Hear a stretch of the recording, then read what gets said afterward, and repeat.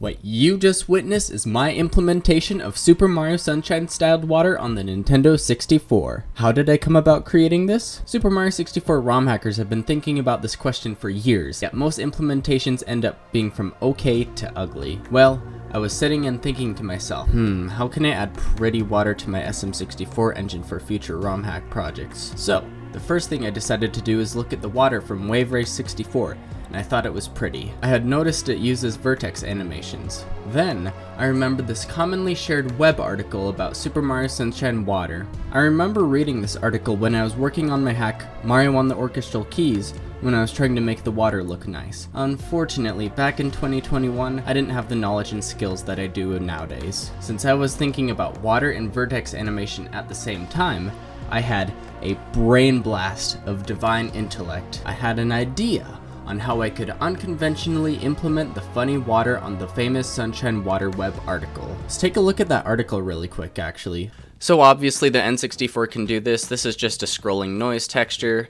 N64 has basic multi-texturing support. This is very much easily possible. Scroll down, you just throw some alpha on it, no big sweat. But once you get to the mip-map stuff, this is where it starts to, fall apart. The N64 is notoriously bad at mip-mapping. For one, you can only have one layer of mip-maps, and number two, the N64 has really limited texture memory.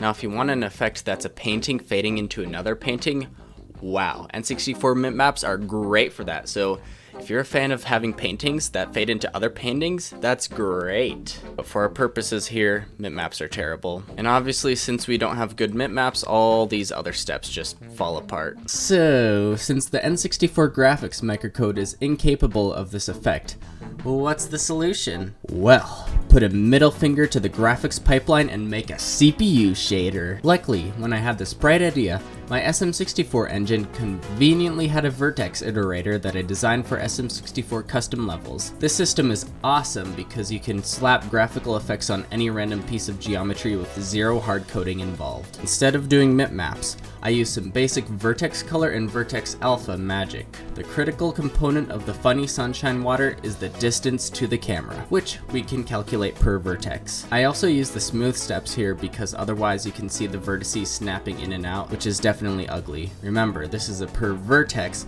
and not a per pixel system. The final result is something that looks very similar to the funny sunshine water demo. Obviously it isn't perfect, especially since it doesn't actually use any mip maps, but it's close enough that it's still a pretty effect. It's also a very small burden on the RCP. It does burden the CPU a little. This specific plane is subdivided 12 times and has 729 verts that need a distance check to the camera. My vertex iterator uses multi-threading, so in the worst case scenario, it shouldn't lag the gameplay at all, and it'll just have a memory bandwidth penalty. I'm sure this effect can be improved and optimized. You could maybe simulate a mip map by making faraway UV coordinates scale up, but since I'm satisfied with the effect the way it is, I don't plan on messing with it too much more.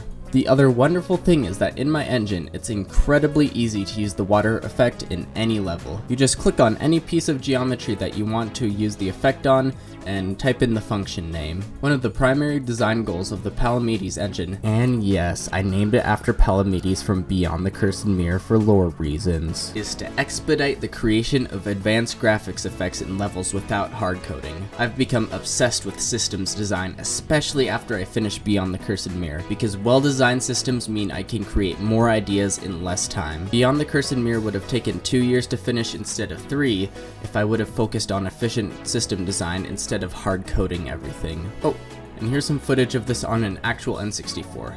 Although, it'd be more effort to fake this than actually just doing it though. Well, that's all I have to say. Huge shoutouts to my patrons for supporting me and this YouTube channel. Even with the little extra funding I get, it allows me to pour more love and dedication to this hobby I so obsessively enjoy. I do also have a Discord server if you're interested in chatting about Mario 64 stuff. With that being said, thank you for watching, and bye.